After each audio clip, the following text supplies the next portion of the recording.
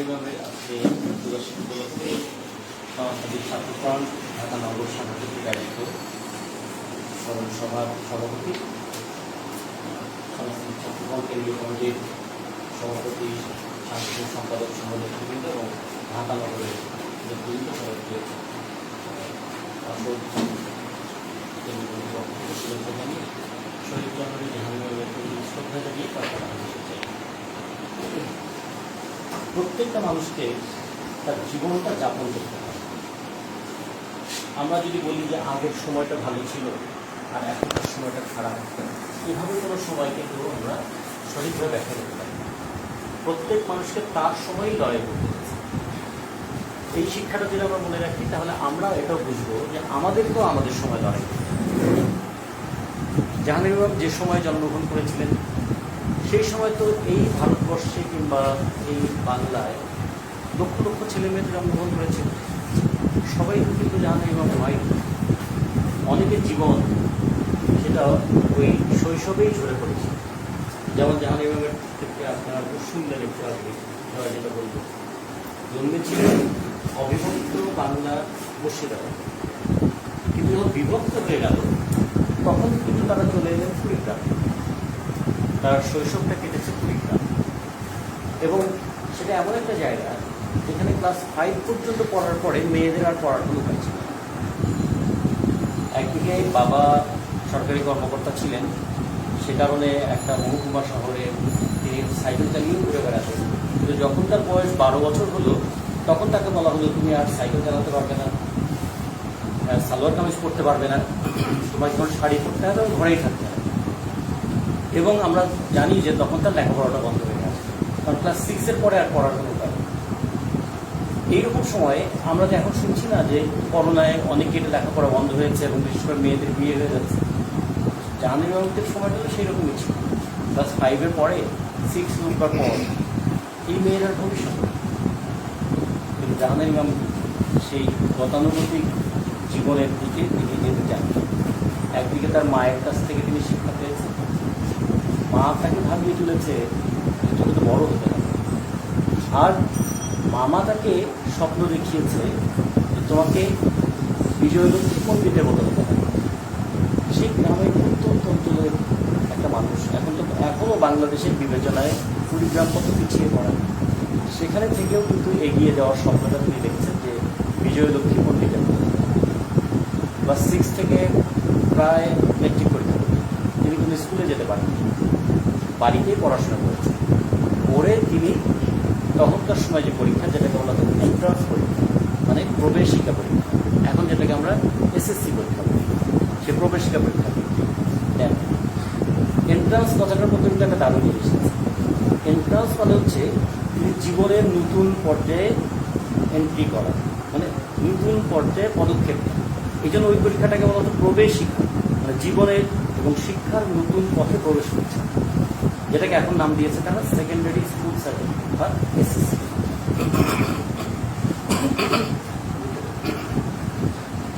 Entrance পরীক্ষা পাশ করার পরে তিনি চলে আসেন, আমরা জানি চলে আসেন তিনি রংপুরে এসে তার মেডিকেল কলেজে ভর্তি হন। মেট্রিক পরীক্ষাটা যে প্রবেশিকা পরীক্ষা কিন্তু তাকে রংপুর থেকে দিতে হয়েছে, কারণ ওখানে পরীক্ষা দেওয়ার ব্যাপার ছিল না। কারমেকেলে ভর্তি হন, যেটা জয় বলেছে সেই সময় মুসলমানদের মধ্যে কলেজে পড়ছে এই ভাবনাটা তখনও তৈরি। এটা আমরা বলছি কোন সময়টা, এটা যদি বলি 1948 সাল 1950 সাল এরকম সময়, যে মুসলিম মেয়েরা আবার কলেজে পড়বে, সেই সময়ে তিনি কলেজে ভর্তি হয়েছেন, কলেজে পড়েছেন। জীবনের শুরুতেই তার জীবনের একটা স্বপ্ন তৈরি হয়েছে। একদিকে স্বপ্ন তৈরি হয়েছিল বিজয়লক্ষ্মী পণ্ডিতের মতো তিনি বড় মানুষ হবেন, তার দেশের মানুষ তাকে চিনবে, তিনি একজন বড় রাজনৈতিক ব্যক্তি হবেন, তিনি জানবেন, বুঝবেন, পড়বেন, এবং যে কারণে গোপনে গোপনে বই পড়তেন। বঙ্কিমচন্দ্রের বই আমাদের এখনও অনেকে যারা আছে, বঙ্কিমচন্দ্রের বই পড়তে গেলে বলবেন যে হয়তো খুব কঠিন লাগে, কিন্তু সেই সময়ও বসে বসে লুকিয়ে লুকিয়ে সেই বইগুলো পড়তেন। ফলে আমরা যখন জাহাঙ্গীরকে আমরা যখন দেখেছি তখন তো তাকে আমরা প্রৌঢ় অবস্থায় দেখেছি, কিন্তু তার ভাষা, শব্দচয়ন, তার বাক্যবিন্যাস বিন্যাস, তার পোশাক, তার কথা বলার ধরন এবং তার বসার ধরন, মানে একটা মানুষকে যে কতভাবে মানুষ আকৃষ্ট করতে পারে। একটা মানুষ, তিনি খুব ভালো কথা বলেছেন এক সময়, মানুষ কিন্তু মানুষের চেহারা দেখে না, মানুষ দেখে, মানুষ মানুষের মুখটাও দেখে না, মানুষ বেশিরভাগ সময় দেখে তার উপস্থিতির মধ্যে দিয়ে সে কীভাবে প্রতিহত হয়। এই জন্য আমরা অনেক সময় বলি, যদি কাউকে যদি জিজ্ঞেস করি, আচ্ছা তোমার মা দেখতে কেমন, হয়তো আমাদের একটু চিন্তা করতে হবে, আসলে অনেক কিন্তু মায়ের মধ্যে দিকটা খেয়াল করে দিচ্ছে, কারণ প্রতিদিনের জীবনে এই মানুষের সঙ্গে এত আমরা জড়িয়ে আছি, কিন্তু খেয়াল করে দিই। কিংবা যদি কোনো মাকে বলা হয় তোমার ছেলে অথবা মেয়ে দেখতে কেমন, সে কি বলতে পারবে আমার ছেলে অথবা মেয়ে দেখতে কেমন? কারণ তার সঙ্গে সম্পর্কটা আবেগে, তার সঙ্গে সম্পর্কটা হয়ে যায় দৈনন্দিন জীবনযাপন। এই কারণেই একটা সময় মানুষের উপস্থিতিটা মানুষকে ভাবিয়ে তোলে, মানুষের উপস্থিতিটা মানুষকে জাগিয়ে তোলে, এবং মানুষের উপস্থিতি দেখেই মানুষ মানুষের সম্পর্কে একটা ধারণা তৈরি করে। সেই উপস্থিতিটা কতভাবে হয়, তার শুধুমাত্র পোশাক দিয়ে হয় না, শুধুমাত্র চেহারা দিয়ে হয় না, শুধুমাত্র কথা দিয়ে হয় না, তার সমস্ত কিছু মিলে একটা ব্যক্তিত্বের প্রকাশ ঘটে। জাহাঙ্গীর করতে যে এই ব্যক্তিত্বের একটা স্ফুরণ ঘটেছিল, জীবনটাকে তিনি স্বাভাবিক এবং গতানুগতিকভাবে যাপন করতে চাননি বলেই এই ব্যক্তিত্বের স্ফুরণটা দেখা যায়। তিনি প্রথমে বিজয়লক্ষ্মী পণ্ডিত হতে চেয়েছেন, তারপর কলেজে এসে অঞ্জলির সঙ্গে পরিচিত হন। অঞ্জলির সেই সময় বামপন্থী ছাত্র সংঘ। উত্তরবঙ্গ এই এলাকাটা ছিল বামপন্থী আন্দোলনের একটা বিশিষ্ট এলাকা। আমরা তরুণীলা মিত্রের নাম শুনেছি, আমরা ওই অঞ্চলের তেভাগা আন্দোলনের নাম শুনেছি। এমনকি তারও আগে 1757 সালে আমরা তো জানি যে পলাশীতে সিরাজউদ্দৌলা পরাজিত হন, ইস্ট ইন্ডিয়া কোম্পানি দখল নেয় 1757 সালে, আর রংপুরে বিদ্রোহ শুরু হয় 1760 সালে। মানে ব্রিটিশরা ক্ষমতায় এসে, ইস্ট ইন্ডিয়া কোম্পানি ক্ষমতায় আসার 3 বছরের মধ্যে তারা একটা বিদ্রোহের মুখোমুখি হয়েছে, কৃষক বিদ্রোহ। সেটা কখনো কখনো ফকির মজনু শাহ, কখনো ভবানী পাঠক, এবং তাদের সঙ্গে ভবানী পাঠকেরই একজন আবার সার্বিক ছিল দেবী চৌধুরী। তার মানে ওই অঞ্চলে একটা প্রতিবাদের এবং প্রতিরোধের জায়গা ছিল। তারপরে আবার আমরা দেখেছি কি, সেই অন্ধকার ওই উত্তরাঞ্চল, সেখান থেকে বেগম রোকেয়ার মতো মানুষকে আমরা আগে তুলে দেখেছি, যে ক্লাস 5-এ কিংবা বাংলা পড়ার অপরাধে যার বোনকে বিয়ে দিয়ে দেওয়া হয়েছিল, যে কখনো স্কুলেই ভর্তি হতে পারেনি বেগম রোকেয়া, সেই মানুষ কিভাবে যে প্রতিজ্ঞা এবং একটা জ্ঞানের সঙ্গে পরিচিত হবার আনন্দ পেয়েছিলেন বলে কখনোই কষ্ট তার কাছে কষ্ট মনে হয়নি। এটা কিন্তু কষ্টকে তিনি আনন্দের মতো করেই মানে ভোগ করেছেন এবং উপভোগ করেছেন। বেগম রোকেয়ার মতো মানুষ, এই জায়গাটাতে বাম আন্দোলনের বা সমাজ প্রগতির আন্দোলনের একটা দারুণ প্রভাব ছিল। সেখান থেকে অঞ্জলি নামের সেই তার বান্ধবীর সঙ্গে পরিচয় হয়। তার কাছ থেকে যখন তিনি পত্রিকা নিয়ে বাসায় আসেন, তখন তার বাবা আত্মীয়, যে বাবা তাকে পড়াতে চেয়েছে, আধুনিক মেয়ে হিসেবে গড়ে দিতে চেয়েছে, সেই বাবাও আত্মীয় উঠলেন যে কিন্তু কমিউনিস্টের পত্রিকা, এই পত্রিকা বলছি না, এই পত্রিকায় কমিউনিস্টের রাজনীতি করলে তো জীবনটা তোমার শেষ হয়ে যাবে। এবং তখন তার সম্পর্ক হচ্ছিল পরে যার সঙ্গে তার বিয়ে হয়, তো শরীফের সঙ্গে, তারাও দুই দিক থেকেই প্রবল বাধার কারণে অঞ্জলির সঙ্গে সম্পর্ক তার বেশি দূর বাড়ায়নি। কিন্তু অঞ্জলির জীবনটা এবং জীবন সংগ্রামটা ভাবিয়ে রেখেছে। আমরা সবাই ভাবি নিজেদের কেরিয়ার নিয়ে, আর ও তো ভাবছে দেশকে নিয়ে, দেশের মানুষকে নিয়ে। দেশের মানুষের অভাব, কষ্ট, দুঃখ, দুর্দশা কেন, কেন সম্পদ থাকার পরেও মানুষের এত দুঃখ, কেন মানুষের এত বৈষম্য হয়, কেন নারী পুরুষের মধ্যে এত বৈষম্য, কেন সমাজে একদল মানুষের কিছুই নাই আর আরেকদল মানুষের এত কাজ। এই ভাবনাটার বীজ কিন্তু জাহাঙ্গীর ইমামের জীবনে রোপণ করে যান অঞ্জলি। এবং অঞ্জলির জীবনে আর একটা সংগ্রাম তাকে ভাবিয়ে দেবে। অঞ্জলির সঙ্গে যার বিয়ে হওয়ার কথা ছিল, সেখান থেকে একটা শর্ত দেওয়া হয়েছে, যে বিয়েটা হতে পারবে কিন্তু অঞ্জলিকে রাজনীতি ছাড়তে হবে।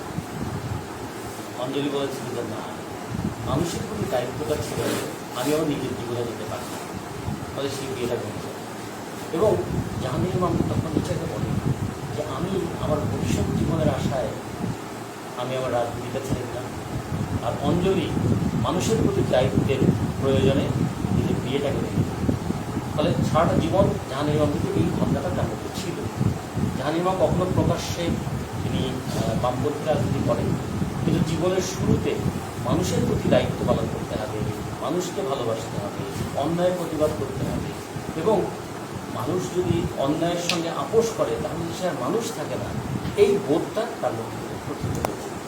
এরপরে তো ইতিহাস আপনারা জানেন, এরপর লেখাপড়া করেছে, লেখাপড়া করার মধ্যে দিয়ে যতখানি তিনি শিক্ষিত হয়েছেন তার চেয়ে তিনি বড় মানুষ হয়েছেন, তার চেয়ে অনেক বেশি রুচিশীল মানুষ হয়েছে।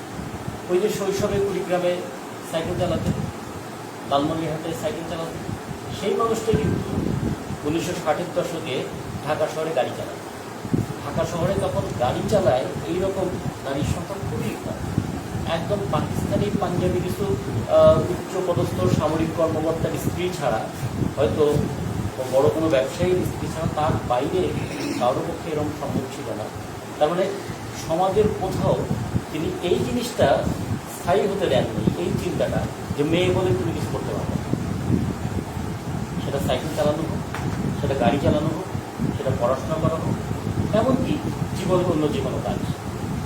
এবং সেটা করতে গিয়েই যখন আমরা রুমির সঙ্গে তার কথোপকথনটা দেখি, তখন এটাও দেখি যে স্কুলের হেডমিস্ট্রেস ছিলেন, একটা ইঞ্জিনিয়ারের স্ত্রী, বাবা একজন উচ্চপদস্থ কর্মকর্তা ছিল। এই অহমিকা দিয়ে কখনো তিনি পরিচালিত হন না, বরঞ্চ সন্তানকে গড়ে তুলেছেন এমনভাবে যে সন্তানের সঙ্গে যুক্তি করা যায়, তার সঙ্গে তর্ক করা যায়, এবং সন্তানের সঙ্গে হেরে যাওয়ার মধ্য দিয়ে ক্ষুব্ধ হওয়া নয়, বরঞ্চ হেরে যাওয়ার মধ্য দিয়ে সন্তানের শ্রেষ্ঠত্বকে মেনে নেওয়া যায়। এটার জন্য একটা গণতান্ত্রিক বোধ থাকে। আমরা তো সবসময় এটা শুনে অভ্যস্ত, তুই আমাকে শেখাবি। সেখানে জাহাঙ্গীর অন্তত এই শিক্ষাটা নিজের জীবনে এবং সন্তানের কাছে নিয়ে এসেছিলেন, ওর কাছেও শেখার আছে। আমার সন্তান আমার কোলে বড় হয়ে উঠে সে আমার সঙ্গে যুক্তি করছে, এটাতে বিরক্ত না হয়ে এটাতে তিনি যে মুগ্ধ হয়ে যাচ্ছেন, এই শিক্ষাটা আমাদের খুব দরকার। আমরা যারা এখানে বসে আছি, আমরা যারা ছাত্র, আমরা যারা ছাত্র জীবন শেষ হবে, জীবনে অনেক বড় বড় আমাদের পানি দিতে হবে। জীবনে অন্তত এই শিক্ষাটা আমাদের থাকতে হবে, ছোট অথবা বড়, যুক্তি যেখান থেকে আসুক, যুক্তিটা গ্রহণ করার একটা মন যেন আমাদের, সত্য কথাটা যেই বলবে সেই সত্যটাকে গ্রহণ করার মতন একটা সাহস যেন আমাদের, নিজের ব্যক্তিগত পছন্দ আর সমাজের প্রয়োজন, এই দুটোর মধ্যে যদি বিরোধ লাগে তাহলে সমাজের প্রয়োজনটাকে যেন স্বীকৃতি দিতে পারে। সামনের কাতারে দাঁড়িয়ে লড়তে না পারলেও কেউ কখনো যেন সমাজের এই পরিবর্তনের লড়াইয়ে বাধা তৈরি না। জাহাঙ্গীর সামনের কাতারে দাঁড়িয়ে লড়েননি, অঞ্জলির মতো তিনি সামনের কাতারে দাঁড়িয়ে লড়েননি, কিন্তু যখন রুমি যুদ্ধে যেতে চেয়েছে তখন কিন্তু তিনি তাকে বাধা দেন, বরঞ্চ নিজে গাড়ি ড্রাইভ করে রুমিকে গিয়ে পৌঁছে দিয়ে এসে। এবং পরবর্তীতে রুমিরা যখন গেরিলা যোদ্ধা হন তখন তাদের অস্ত্র, তাদের জন্য টাকা পয়সা জোগাড় করে দেওয়া, তাদের জন্য মানে ওষুধপত্র জোগাড় করে দেওয়া, কাপড় চোপড় জোগাড় করে দেওয়া, এই দায়িত্বটা তিনি পালন করেছেন। এটা কেন করতে পারেন একজন মানুষ? শুধু নিজের সন্তান বলে, নাকি একটা উদ্দেশ্যকে বড় উদ্দেশ্য মনে করেছেন বলে? আমরা আমাদের জীবনে অনেকগুলো ঘাত প্রতিঘাতের মধ্যে দিয়ে শিক্ষা অর্জন করি। সেরকম প্রত্যেকটা মানুষের জীবনে যেমন ঘাত প্রতিঘাত আছে, একটা সমাজের মধ্যে এরকম ঘাত প্রতিঘাত আছে। ব্রিটিশরা আমাদেরকে 713 নদী পার থেকে এসে শোষণ করে। ব্রিটিশদেরকে চেনা যায়, ব্রিটিশদের বিরুদ্ধে আমরা লড়াই করেছি 190 বছর। এই লড়াই কত স্থান আছে, কত পতন আছে, কত বেদনাময় অভিজ্ঞতা আছে, কত মানুষ তার ঘর হারিয়েছে, কত মানুষ জীবন হারিয়েছে, কত মানুষ মানে জেলে থাকতে থাকতে পাগল হয়ে গেছে। আন্দামানে একটা সেলুলার জেল নামে ব্রিটিশরা স্থাপন করেছিল। আন্দামান দ্বীপপুঞ্জ হচ্ছে সমুদ্রের মাঝখানে, সেখানে সেলুলার জেল এমনভাবে তৈরি করে, সেলুলার মানে এক কক্ষ বিশিষ্ট এক একজন, সারাটা দিন, সারাটা রাত, সারাটা বছর একজন আসামি ওখানেই থাকতো। আসামি মানে ব্রিটিশ বিরোধী আন্দোলনে যারা যুক্ত। তাহলে সে বুঝতে পারতো না এখন দিন হয়েছে নাকি এখন রাত, কয়দিন গেল, কত বছর গেল।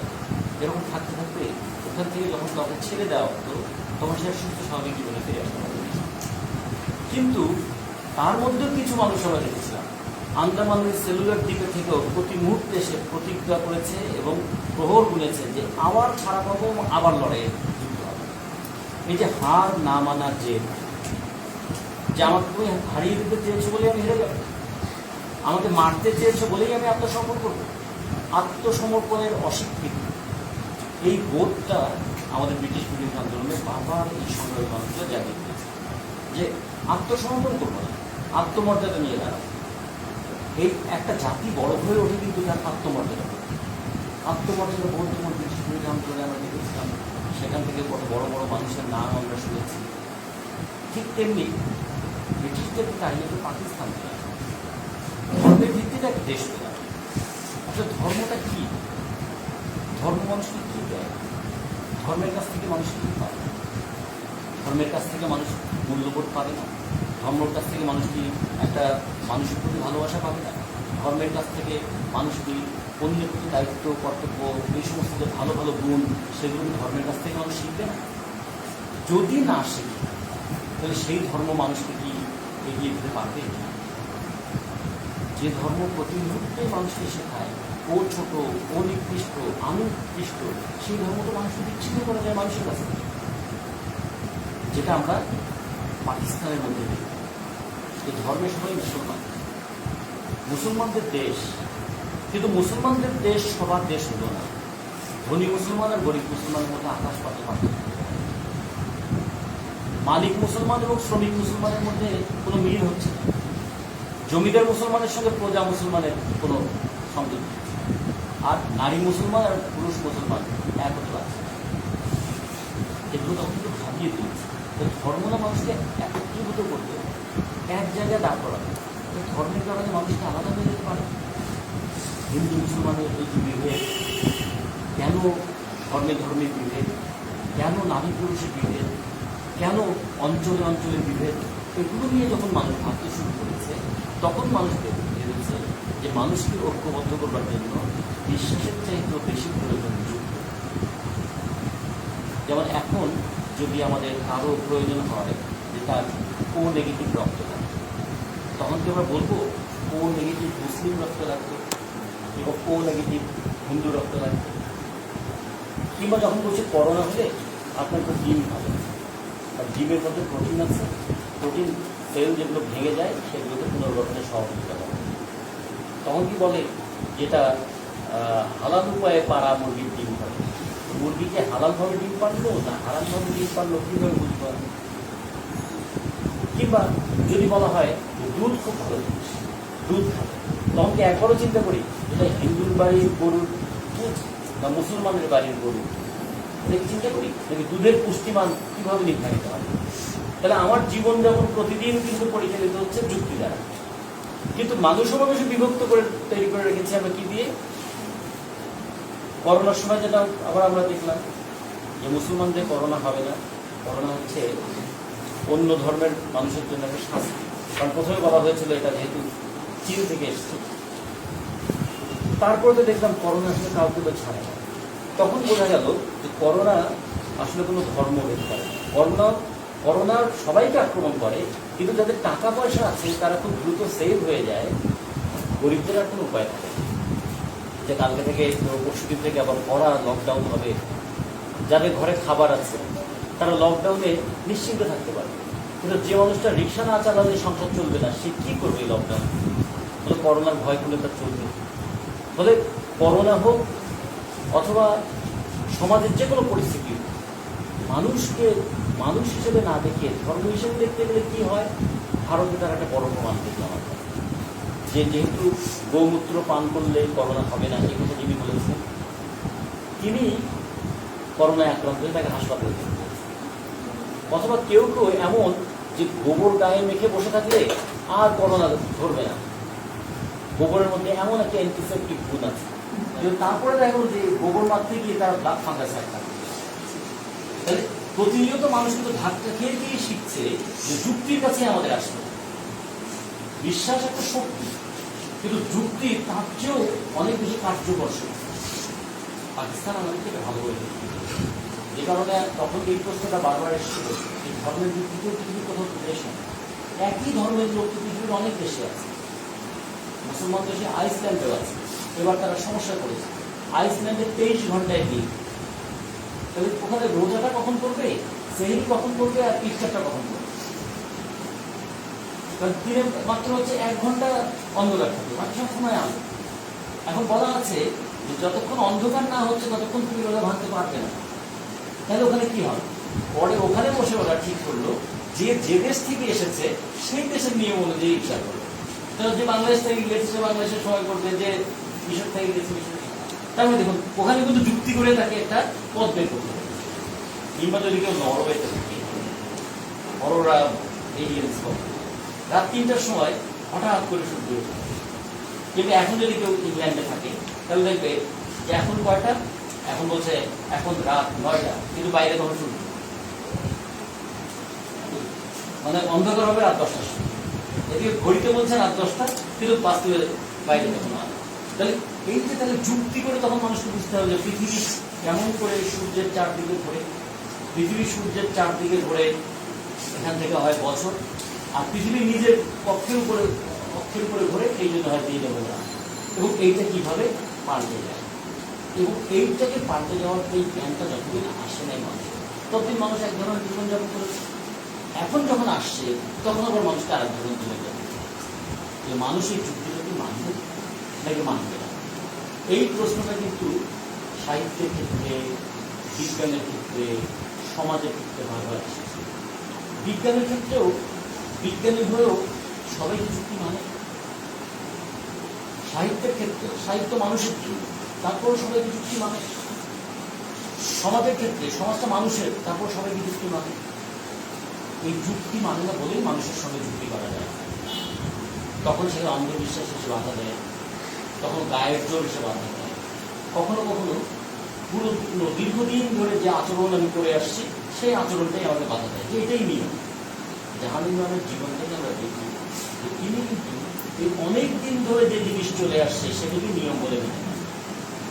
যেমন অনেক দিন ধরে চলে এসেছে যে বিয়ে মানেই হলো সেখানে এক ধরনের আড়ম্বর করতে হবে।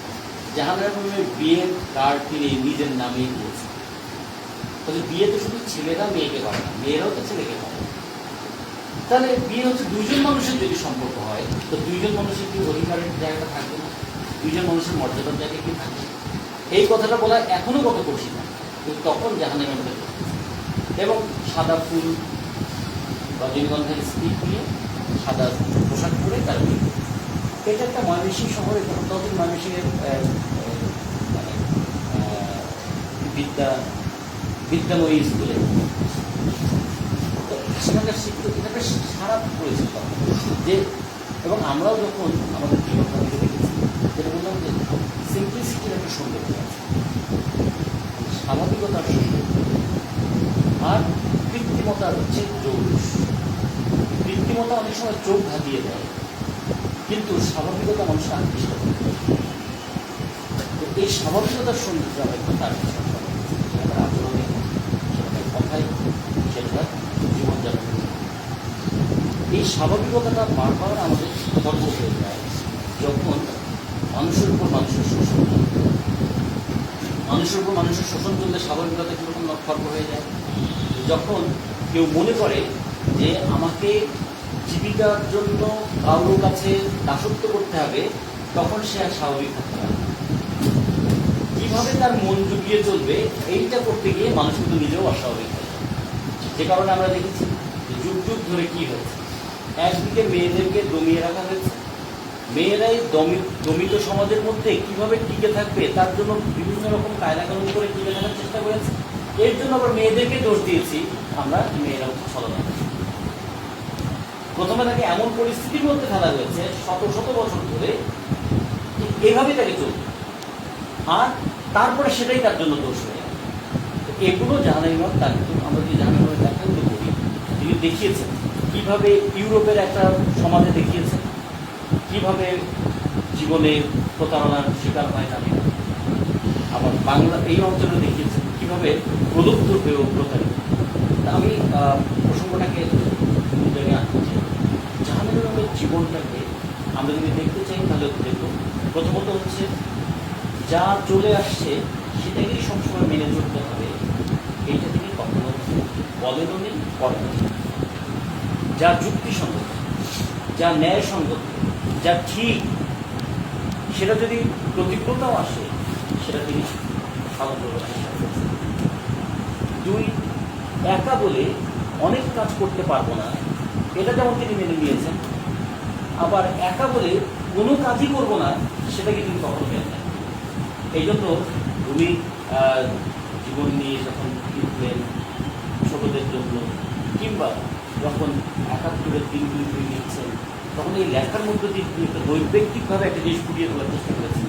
এটা শুধু একজন মায়ের সন্তানকে কেন্দ্র করে লেখা হয়, এটা হলো মায়েদের লেখা। 2, এটা হচ্ছে একটা জাতি, মায়ের মতো, মা যেমন একজন সন্তানের জন্ম দেয়, একটা জাতিও তেমনি একটা নতুন একটা দেশের জন্ম দিয়েছে। এই জাতি, বাঙালি জাতি, আমরা বাঙালি জাতি হিসেবে ছিলাম না, আমরা পাকিস্তানে ছিলাম। এই বাঙালি জাতি, আমরা বাঙালি জাতি হয়ে উঠলাম এবং একটা নতুন দেশের জন্ম দিলাম। যেমন করে মা জন্ম দেয় সন্তানকে, আমরাও তেমনি করে একটা নতুন দেশ জন্ম দিই। এই জন্ম দিতে গিয়ে কত বেদনা, কত কষ্ট, কত মানুষকে মৃত্যুর মধ্যে করতে হতো, কত মানুষকে ঘর ছাড়তে হতো, কত মানুষকে অপমান সহ্য করতে হতো। সেইটা যেন আমরা কখনো ভুলে না যাই, সে কারণে নিজের সমস্ত কষ্টকে উপেক্ষা করে কিন্তু এই আজকে আমরা জাহানের মধ্যে যখন স্মরণ করছি, তখন কয়েকটা জিনিস আমাদের খেয়াল রাখবো। একটা হলো, পাকিস্তান থেকে কেন আমরা আলাদা হয়েছিলাম, আর ব্রিটিশের কাছ থেকে কেন আমরা স্বাধীনতা পেতে চেয়েছিলাম। ব্রিটিশের কাছ থেকে স্বাধীনতা পেতে চেয়েছিলাম যে আমার দেশ, আমার দেশের সম্পদ, তার উপর আমাদের জনগণের অধিকার কি থাকবে না? তাহলে আমাদের দেশ আমাদের, এই দেশের সম্পদের উপর জনগণের মালিকানা, এই দেশের সম্পদ এদেশের সন্তানদের জন্য। এই দেশের সম্পদ লুটপাট করে নিয়ে যাবে কেউ, আর আমাদের সন্তানদেরকে তাদের চাকর বাকর বানাবে, এটা আমরা মানব না। সে কারণে তো আমরা লড়াই করেছিলাম। আর পাকিস্তানের বিরুদ্ধে লড়াই করেছিলাম যে ধর্মের নামেও যদি কোনো নিপীড়ন চলে। ধর্ম হচ্ছে বিশ্বাস, কিন্তু এই বিশ্বাসকে দিয়ে যদি মানুষের উপর নিপীড়ন চালানো হয়, তাহলে প্রয়োজনে ওই ধর্মের ব্যবসায়ীদের বিরুদ্ধে আমরা লড়াই করি। এবং এই লড়াই করতে গিয়ে আমরা চিনতে পেরেওছি আমরা সেই সময় যে ধর্মের নামে যারা রাজনীতি করে তারা কতটা নৃশংস হতে পারে, কতটা নিষ্ঠুর হতে পারে। এবং সেক্ষেত্রে জাহানের একটা কথা খুব বলতেন, মাঝে মাঝে আমাদেরকে বলতে এটা যে জিবরানের ওই কথাটা তিনি খুব বলতেন, যে তোমরা সবসময় বলো খুব বেদনা, খুব কষ্ট পাচ্ছ, কিন্তু বেদনা ছাড়া কি জীবন হয়? বেদনা আছে বলেই কিন্তু তুমি আছো, এটা বোঝা যায়। Pain is the breaking of your shell which encloses your understanding. তাহলে জিবরান একটা কথা বলেছে, তুমি যে একটা চিন্তা কিংবা একটা ঘোরের মধ্যে আটকা পড়ে আছো, অনেকটা ডিমের উপরের খোলসের মতো, বেদনা হচ্ছে আঘাত করে সেই ভ্রমটা ভেঙে দেয়, দিয়ে তোমাকে বুঝিয়ে দেয় তুমি আসলে কোথায় আছো।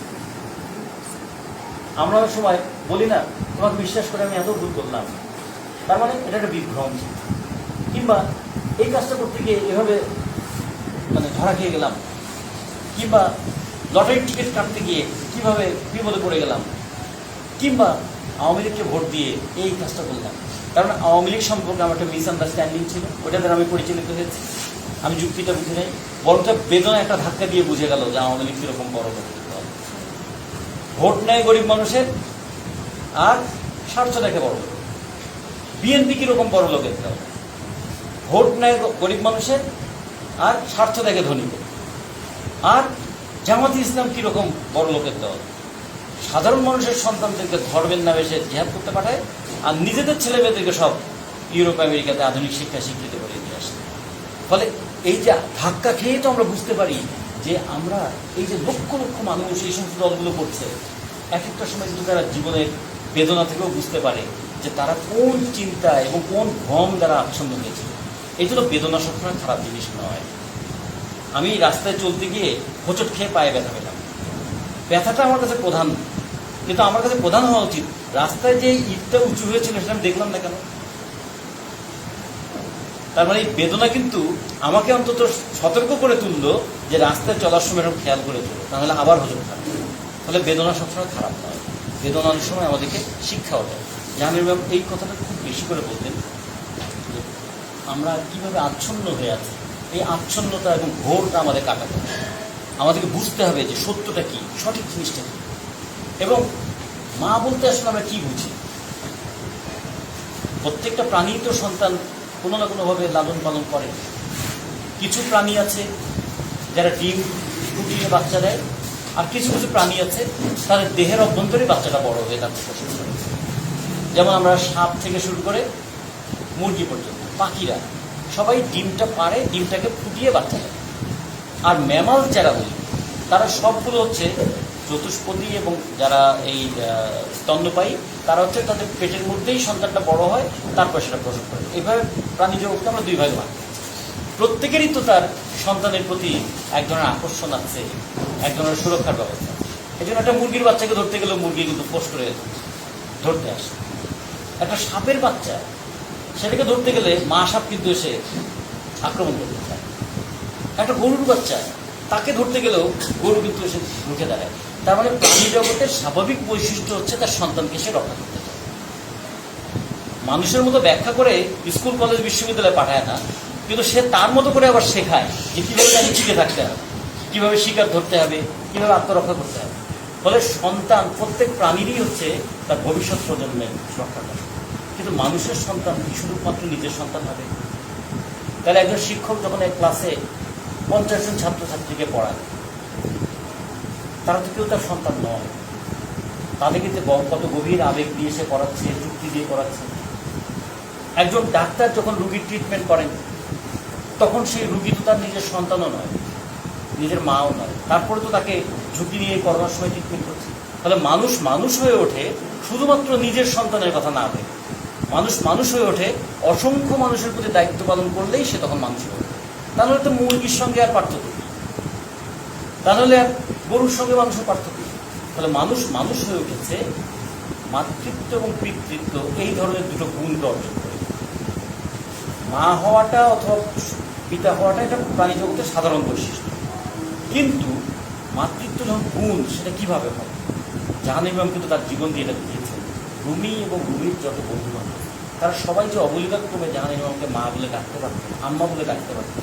কেন ডাকতে পারতেন? এই জন্য যে তার কাছে এমন একটা পরিবেশ তারা পেত যে তার নিজের মায়ের কাছে অনেক সময় পায়।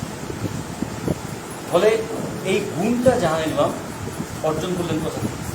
অর্জন করলেন এই জায়গা থেকে, এই যুদ্ধে কত মা যে তার সন্তানকে হারিয়েছে, কত সন্তান যে তার বাবা মাদেরকে হারিয়েছে, যে মা সন্তানকে হারিয়েছে, সন্তান বাবা মাকে হারিয়েছে, তাদের বেদনাটাকে ধারণ করবে কে?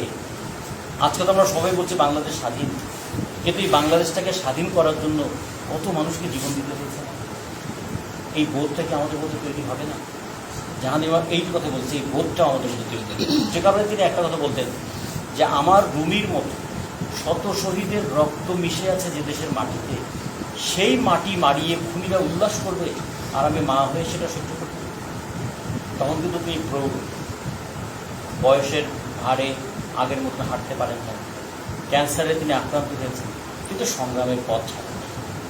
জাহান ইমামের কাছ থেকে এটাও আমাদের শেখার যে দায়িত্বের সঙ্গে সঙ্গে মানুষের কর্তব্যের সঙ্গে সঙ্গে মানুষের যোগ্যতাটাও কীভাবে বেড়ে ওঠে। জাহান ইমাম কিন্তু তার শৈশবে যে কাজটা করতে পারেননি, তিনি তার যৌবনে যে কাজটা করতে পারেননি, এমনকি তার মৃত্যুর আগে কিন্তু সেই কাজে তিনি যখন যুক্ত হতে পারলেন, তিনি যখন একটা রাজনৈতিক সংগঠনের সঙ্গে প্রায় যুক্ত হয়ে গেলেন। বাংলাদেশের সমস্ত রাজনৈতিক দলের নেতারা তার বাসায় বসতো, আলোচনা করতো, তাদের তর্ক বিতর্ক আলাপ আলোচনা সেগুলোকে নিয়ে তিনি আবার একটা সংগ্রাম পরিচালনা করতেন। অঞ্জলি যে কাজটা করেছে যৌবনে, জাহান ইমাম কিন্তু সেই কাজটা করেছেন তার প্রৌঢ়। ফলে বয়স কখনো কাজ থেকে কাউকে পিছিয়ে রাখতে পারে না। জাহান ইমামের কাছ থেকে এটাও শেখা যে আমি বুড়ো হয়ে গেছি বলে কোনো কাজ করবো না, অসুস্থ বলে কোনো কাজ করবো না, কিংবা কোনো একদিন করতে পারেন এই বলে আর কখনোই করতে পারবো না এরকম নয়। যখনই প্রয়োজন হবে, প্রয়োজনে আমি যেন সারা দিতে পারি। জাহান ইমামের কাছ থেকে এই জিনিসটা আমাদের যেমন শেখার আছে। আর একটা জিনিস, তখন তো অনেক ধরনের আন্দোলন সংগ্রাম হতো। আমাদের অফিসটা তখন 3 তলার অফিসটা, ওইটাই আমাদের একমাত্র অফিস। ওইখানে আমাদের দুপুরবেলা রান্নাবান্না হয়, ওইখানে আমাদের পার্টির তখন নেতারাও এখানে থাকেন, আমরাও সব এখানে থাকি, দুপুরে এখানে খাই। জাহান ইমাম মিছিল করে আমাদের অফিসে চলে আসে, এসে মাঝে মাঝে ওই ভিতরের রুমে বিশ্রাম নিয়ে বলতেন। অনেকে তাদের বাসায় যেতে বলতো, অফিসে যেতে বলতো, জাহান ইমাম বলতেন যে না আমি এখানেই একটু রেস্ট নিই। আমাদের এই জায়গাটাকে তার মনে হতো এটা একটা পার্টি অফিস, কিন্তু এখানে একটা হোমলি অ্যাটমসফিয়ার আছে। এখানে এখানে একটু নিশ্চিন্তে নির্ভরতা থাকা যায়। খেতেন তিনি একটু সন্দেশ খেতেন আর একটু কলা খেতেন। যেহেতু তার মুখে ক্যান্সার ছিল বলে তিনি সব কিছু খেতে পারতেন না, কলাটাকে কিংবা সন্দেশটাকে হাতে পিষে মুখে একটু দিয়ে একটু একটু করে দিতেন। এই খাবারের জন্য যে কোনো জায়গায় তিনি বসতে চাইতেন না, চলে আসতেন অনেক সময় আমাদের। এবং আমাদের অফিসে এসে আমাদের ছেলে মেয়েদেরও তখন একটা, তাদের মধ্যেও জাহাঙ্গীর ইমামের একটা ছাপ পড়ে যাচ্ছিল এরকম, যে সহজ থাকতে হবে। আমরা তো অনেক সময় আমরা মানুষের একটা স্বাভাবিক বৈশিষ্ট্য হচ্ছে নিজেকে বিশিষ্ট করে তোলা। আমি যে কত আলাদা এটা প্রমাণ করার চেষ্টা করা। এবং পুঁজিবাদ আমাদেরকে শিখিয়েছে যে কিভাবে অন্যকে ছোট করে নিজে বড় হওয়া যায়, অন্যের ভুলগুলোকে বেশি বেশি করে ধরা যায়, এবং নিজের দোষটাকে কীভাবে আড়াল করা যায়। জাহাঙ্গীরের মতো মানুষদের সংস্পর্শে আসলে আমরা দেখি যে আমাদের ত্রুটিটাকে আড়াল করে আমরা কেউ বড় হতে পারবো না। অন্যের দোষ ধরাটাই আমাদের বড় কাজ নয়, বরঞ্চ অন্যের দোষটা দূর করার ক্ষেত্রে তাকে সহযোগিতা করাটাই হচ্ছে আমাদের বড় কাজ। অন্যের গুণটাকে দেখো, তার গুণ থেকে নিজে কিছু শেখো এবং সেই গুণটাকে বড় করে তোলার চেষ্টা করো। মানুষকে ছোট করা, তাচ্ছিল্য করা খুব সহজ কাজ, কিন্তু মানুষকে বড় করাটা অনেক কঠিন কাজ।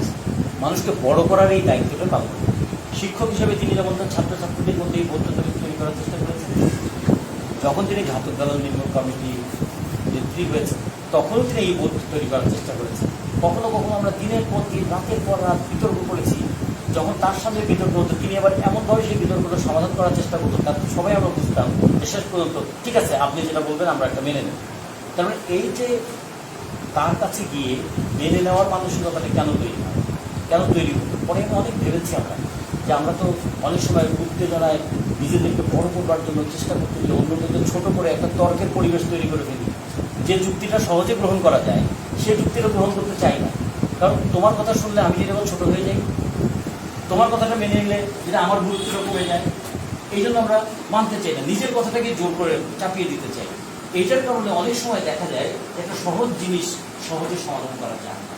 জাহাঙ্গীর ইমাম আমাদেরকে শেখাতে কীভাবে সহজ জিনিসকে সহজে সমাধান করতে হবে যাতে কঠিন পরিস্থিতিটা মোকাবেলা করতে পারে। আজকেও আমাদের সামনে অনেক সমস্যা, জাহাঙ্গীর ইমাম আজকে নেই, কিন্তু আমাদের সমস্যাগুলো কি দূর হয়ে গেল? জাহাঙ্গীর ইমাম নেই, আমাদের স্বপ্নগুলো বিশ্বাস হয়ে গেল। ৭১ সালে যে যুবকটা যুদ্ধে গিয়েছিল যে দেশটা স্বাধীন হলে আর কোনোদিন বাংলাদেশ সাম্প্রদায়িক থাকবে, সেই যুবক আজকে কি দেখছে? সে তো আজকে বৃদ্ধ হয়েছে, প্রৌঢ় হয়েছে। সে দেখছে যে উদ্দেশ্যে দেশটা স্বাধীন করেছিলাম সেই উদ্দেশ্যটা সফল হয়নি। ৭১ সালে আমরা যুদ্ধ করার সময় ৭.৫ কোটি বাঙালির কথা বলেছিলাম যে আমাদেরকে ওরা শোষণ করে। আজকে বাংলাদেশে ১২ কোটির মতো মানুষ এমন হতদরিদ্র যে তারা কালকে কি খাবে তাদের ঠিকানা নেই। দেশ তো স্বাধীন। ৭১ সালে যখন আমরা যুদ্ধ করেছিলাম তখন ২২ পরিবার ছিল, তার মধ্যে প্রায় ২১টা পরিবার ছিল অবাঙালি, এখানের একটা মাত্র বাঙালি পরিবার ছিল যাদেরকে আমরা কোটিপতি বলতে পারি। ৭২ সালে বাংলাদেশ ব্যাংক বলছে বাংলাদেশের কোটিপতি হচ্ছে ৫ জন। ৭৪ সালে একটা বড় দুর্ভিক্ষ হলো, দুর্ভিক্ষের পর দেখা গেল যে আমাদের কোটিপতি হয়ে গেল ৪৭। একদিকে দুর্ভিক্ষ মানুষ মরে যাচ্ছে আর এদিকে কোটিপতি বেড়ে যাচ্ছে। আবার এই করোনার সময় বড় বড় মানুষের আয় কমে গেছে। ঢাকা শহরের বাড়িগুলোতে টুলেট ঝুলছে, মালিক বাড়িগুলোতে ভাড়া হচ্ছে না, অনেকে আবার বাড়ির ভাড়া ঠিক মতো দিতে পারছে না। এগুলো আমরা দেখছি। আবার সেই সময় আবার দেখলাম যে বাংলাদেশে মানুষের নাকি মাথা কিছু আয় বেড়ে গেছে, বেড়ে গিয়ে এখন $২,২২৭। তার মানে এখানে আমরা যারা বসে আছি তোমারও কিন্তু ১ বছরের আয় হচ্ছে ১,৮৫,০০০ টাকা।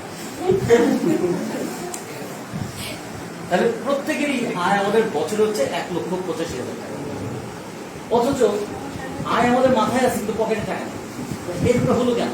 আবার এই সময় দেখা গেল যে বাংলাদেশে ১০,০৫০ জন নতুন কোটিপতি হয়েছে। আগে তো কোটিপতি ছিল, এই করোনার সময় আবার নতুন কোটিপতি হয়েছে।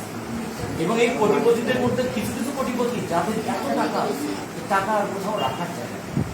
তাহলে পাকিস্তান আমলে বৈষম্য দূর করবে বলে রুমিরা যুদ্ধে গিয়েছিল, পাকিস্তান আমলে সাম্প্রদায়িকতা ছিল বলে রুমিরা যুদ্ধে গিয়েছিল, পাকিস্তানিরা মানুষের উপর নিপীড়ন চালাতো বলে যুদ্ধে গিয়েছিল।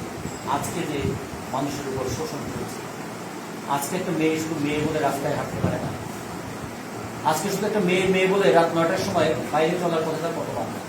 জাহানারা ইমাম ফ্রক ছেড়ে তাকে শাড়ি পরতে হয়েছিল, আর আজকে শাড়ি পরে এমন তো দূরের কথা, এমনকি যদি আমরা ওই হিজাব পরেও কোনো মেয়েকে নিরাপদ থাকতে পারছি না।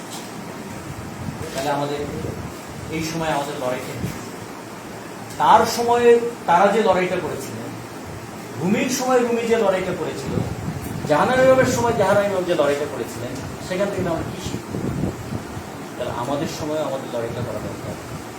কেন আমাদের দেশে এই যে 4.5 কোটি ছাত্রছাত্রী এই করোনার প্রায় 1 বছর 6 মাসের মতো হয়ে যাচ্ছে, তাদের যে পড়াশোনাটা বন্ধ হয়ে গেছে, ভবিষ্যৎ কি হবে? এই সময় অনলাইন শিক্ষার নামে শিক্ষার বৈষম্যটা যে আরো কত বেড়ে গেছে। সবাইকে অনলাইনে ক্লাস করতে পারবে, সেই অনলাইন ক্লাস করার সেই মোবাইল কোথায়, সেই ডাটা কোথায়? তার বাবারই তো চাকরি নাই, চাকরি থাকলেও বেতন কমে গেছে, ফলে শিক্ষাটা আরো বৈষম্য বেড়ে গেল। চিকিৎসার ক্ষেত্রে রাষ্ট্রের তাহলে এত আয়, চিকিৎসার ক্ষেত্রে রাষ্ট্র তাহলে বরাদ্দটা বাড়াচ্ছে না কেন?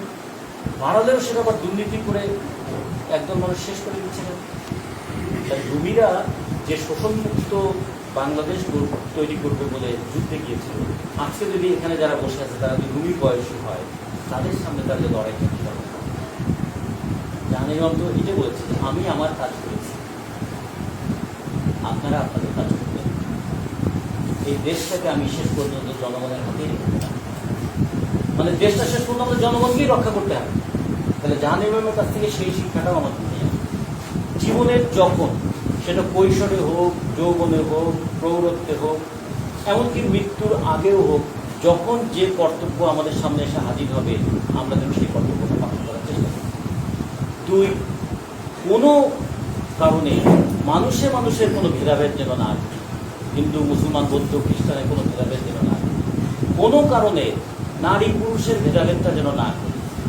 কোনো কারণেই মানুষের উপর যখন বৈষম্য হয়, মানুষের উপর যখন অত্যাচার হয়, তখন যেন আমরা চুপচাপ বসে না থাকি, আমরা যেন একটা প্রতিবাদের পথ না।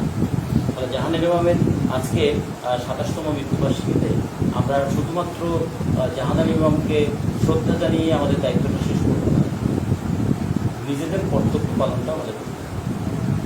নিজেদের কর্তব্য পালনের মধ্য দিয়ে আমরা এইটুকু বলবো যে যে পথ জাহানারা ইমামরা রচনা করেছেন, সেই পথে আমরাও, তারা আমাদের আগের প্রজন্ম ছিলেন, আমরা বর্তমান প্রজন্ম, আমরা আমাদের আবার লড়াইটা আমাদের পরবর্তী প্রজন্মের হাতে তুলে দিয়ে যাব, যাতে এই লড়াইটা অব্যাহত থাকতে পারে। এবং জাহানারা ইমামের কাছ থেকে একটা কথাও আমরা শুনতাম যে তিনি বলতেন, সন্ধ্যা যখন হয়ে আসছে, সূর্য তো চলে যায়, যাওয়ার আগে সে বলছে যে আমি তো চলে গেলে অন্ধকার হবে, তোর কে দায়িত্ব দেবে? সবাই চুপচাপ, সূর্য ডুবে গেলে অন্ধকার হয়ে যাবে, তাহলে কে দায়িত্ব দেবে? তখন একটা মাটির প্রদীপ, সে তখন বললো যে আমি দায়িত্ব। তো সবাই তাকে তাচ্ছিল্য করছে, তুমি মাটির প্রদীপ কি দায়িত্ব? তো মাটির প্রদীপ বলছে আমার যেটুকু সত্য সেটুকু দায়িত্ব দেবে। সেটা রবীন্দ্রনাথ বলেছিলেন এইভাবে যে কে লইবে মোর কার্য, বলেন সন্ধ্যা রবি, শুনিয়া জগৎ রহে বিরুদ্ধ ছুট। মাটির প্রদীপ ছিল, সে কহিল স্বামী, আমার যেটুকু সাধ্য করিব তা। বলছে সূর্যের মতো তো বড় দায়িত্ব তো পালন করতে পারবো না, কিন্তু আমার কি কোনো দায়িত্ব নাই? আমার যেটুকু দায়িত্ব আছে সেটুকু আমি জানাবো। জাহানারা ইমামের কাছ থেকে আমাদের এই শিক্ষাটাও নিতে হবে যে আমার যেটুকু সাধ্য করিব তা। আর বলছে কোনো কিছুই শূন্য থাকে না, হয় সেটা বেদনা দিয়ে পূর্ণ থাকবে, অথবা সেটা ভরসা দিয়ে পূর্ণ থাকবে। আমাদের মানুষের জীবনে কিন্তু একটা বেদনা চলে আসে যে দেশটা স্বাধীন করা হয় কি পেলাম, এই বেদনাই কিন্তু বেশিরভাগ মানুষের জীবনটাকে পূর্ণ করে রেখেছে। আমাদের সেখানে একটা ভরসা দিয়ে পড়ছে যে দেশটা স্বাধীন করে আমরা এইটা পেলাম যে দেশটাকে স্বাধীন করেছি, এখন শোষণমুক্ত সমাজের জন্য আমরা লড়াই করি। এমন একটা দেশ আমরা চাইব। একজন রুশ নাগরিক আমাদের এখানে এসেছিলেন আহমেদ সফার সঙ্গে, তিনি ঢাকা বিশ্ববিদ্যালয় থেকে বেরিয়ে শান্তিটা করতে হবে। তা আহমেদ সফা কিছুক্ষণ পরে বলছেন চল না একটা রিক্সা নেই। তো রুশ নাগরিক বলে না একটু হাঁটি। তারপর কিছু দূর হেঁটে সবাই কিন্তু পার হয়ে বলছেন তাহলে একটা রিক্সা নেই। তো রুশ নাগরিক বলছেন না একটু হাঁটি। পরে আহমদ সফা লজ্জিত হয়ে বললেন যে আমি পরে চিন্তা করলাম হাঁটতে হাঁটতে শান্তিনগর চলে গেলাম, এই ভদ্রলোককে রিক্সায় তুলতে পারলাম না। তার কারণ সে চিন্তা করেছে আমরা দুজন সক্ষম মানুষ একটা রিক্সায় উঠবো আর রিক্সা চালক আমাদের টেনে টেনে নিয়ে যাবে, এর যে অমানবিক কাজ আর হতে পারে না। সেই জন্য সে হেঁটে গিয়েছে কিন্তু রিক্সায় উঠবে। তা আমার সময় বলছে সোভিয়েত ইউনিয়নের বিপ্লবের মধ্যে দিয়ে অন্তত এই শিক্ষাটা তারা পেয়েছে যে মানুষকে টেনে নিয়ে যাবে, এর চেয়ে খারাপ কাজ আর হতে পারে। আর আমরা বলি এই রিক্সা এদিকে। তার মানে আমার চেয়ে বয়সে বড় একজন মানুষ রিক্সা চালাচ্ছে, তাকে শ্রদ্ধা সম্মান তো দূরের কথা, তার পেশাকে সম্মান দেওয়া তো দূরের কথা, তাকে কতভাবে অপমান করা যায় এটা তো আমরা সমাজ থেকে শিখছি না। তাহলে জাহাঙ্গীর আমরা কিন্তু এই একটা পরিশীলিত মন আমাদের তৈরি করতে চেয়েছি। তিনি হয়তো সমাজতান্ত্রিক বিপ্লবের কথা বলেন নাই, কিন্তু এমন একটা পরিশীলিত মন তৈরি করার চেষ্টা করেছিলেন যে মানুষ হয়ে মানুষকে অপমান করে, মানুষ হয়ে মানুষের অমর্যাদা সহ্য করে। পাকিস্তানিরা আমাদেরকে অমর্যাদা করেছে, পাকিস্তানিদের বিরুদ্ধে লড়েছে। ওই পাকিস্তানিদের প্রেতাত্মা যদি বাংলাদেশে থাকে তাহলে তার বিরুদ্ধে আমরা লড়ব। যে রাজাকাররা আমার বাড়ি থেকে আমার মেয়েটাকে তুলে দিয়েছে পাকিস্তানিদের ক্যাম্পে, আমরা কোনোদিন তাদেরকে ক্ষমা করতে পারি? যারা যারা আমার ঘর বাড়ি জ্বালিয়ে দিয়েছিল, আমরা কি তাদেরকে ক্ষমা করতে পারি? এই প্রশ্নটাই জাহাঙ্গীর আহমদ তার মৃত্যুর আগে বারবার তুলেছিল যে আমরা তাদেরকে ক্ষমা করব না। আমাদেরও জীবনে যেন এই জেদটা থাকে, জাহাঙ্গীর আহমেদের কাছ থেকে সেই জেদটা যেন পাই। আমরা জিতবো কি হারবো এটা পরের প্রশ্ন, কিন্তু আমরা লড়াইটা ছাড়বো। যারা আমাদের জীবনটাকে এইরকম ছিন্ন ভিন্ন করে দিচ্ছে, যারা আমাদের যুবকদের আশা ভরসা নষ্ট করে দিচ্ছে, আমাদের কৈশোরের স্বপ্নটাকে নষ্ট করে দিচ্ছে, আমাদের মানুষের মধ্যে সাধারণ মানবিক বোধগুলো ধ্বংস করে দিচ্ছে, আমরা তাদের বিরুদ্ধে লড়াইটা ছাড়ব। যতক্ষণ আমাদের সম্ভব, যেভাবে সম্ভব আমরা সেই লড়াইটা অব্যাহত রাখবো। জাহাঙ্গীর আহমদ সেই কথাটাই আমি বলে আমি আমার অর্থটা শেষ করি। জাহাঙ্গীর আহমদ আমাদেরকে শিখিয়েছেন যে আমি আমার কর্তব্য পালন করেছি, আপনারা আপনাদের কর্তব্য পালন করেছেন। আমরা যেন নিজেদেরকে জিজ্ঞেস করি আমরা কি আমাদের কর্তব্য পালন করছি। আমরা যেন আমাদের কর্তব্য পালন করতে কখনো পিছিয়ে না পড়ি, সেই প্রতিজ্ঞাটা আমরা জাহাঙ্গীর আহমেদের স্মৃতির সামনে, তার ছবির সামনে করতে চাই। এবং আমরা এটুকু বলতে চাই যে অতীতের সমস্ত বড় মানুষের কাছ থেকে আমরা বড় হওয়ার শিক্ষাটা করি, অতীতের সমস্ত বড় মানুষের কাছ থেকে আমরা বড় হওয়ার স্বপ্নটা নিই, অতীতের সমস্ত বড় মানুষের কাছ থেকে আমরা বড় হওয়ার সাহস নিই, তাদের শিক্ষাটা নেব, তাদের স্বপ্নটা নেব এবং তাদের কাছ থেকে সাহস নেব। এইটা নিয়ে আমরা পথ চলবো। এই কথা বলে সবাইকে ধন্যবাদ জানাই।